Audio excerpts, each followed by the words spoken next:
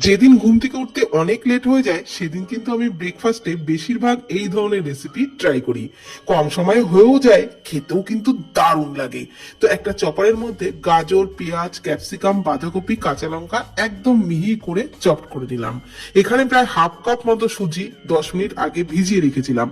ওর মধ্যে চপ করে নেওয়া সবজিগুলো দিয়ে দিলাম, দুটো ডিম ফাটিয়ে দিলাম, দিয়ে দিলাম 2 টেবিল চামচ ময়দা, একটু লবণ আর গোলমরিচ গুঁড়ো দিয়ে সমস্ত কিছু খুব ভালো করে ফেটিয়ে নিলাম। ফ্রাইং প্যানের মধ্যে একটু বাটার দিয়ে তারপর বাটারটা মেল্ট হয়ে গেলে পুরো ব্যাটারটা ঢেলে দিলাম। আর তারপরে এইভাবে চামচ দিয়ে একটু চাড়িয়ে গ্যাসের ফ্লেম লো টু মিডিয়ামে রেখে ঢাকনা চাপা দিয়ে এক পাশটা ভেজে নিলাম।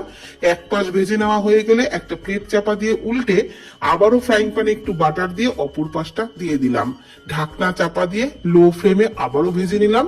দুটো পাশ বেশ লালচে করে ভেজে নেওয়া হয়ে গেলে পিস পিস করে কেটে আমি একটু টমেটো সসের সাথে এটা খাই। খেতে কিন্তু দারুণ লাগে।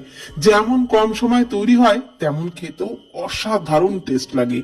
তো আপনারা ব্রেকফাস্টে বা বাচ্চাদের স্কুল টিফিনে কিংবা সন্ধ্যের টিফিনেও কিন্তু বানিয়ে দেখতে পারেন। খেতে সত্যিই দারুণ লাগবে।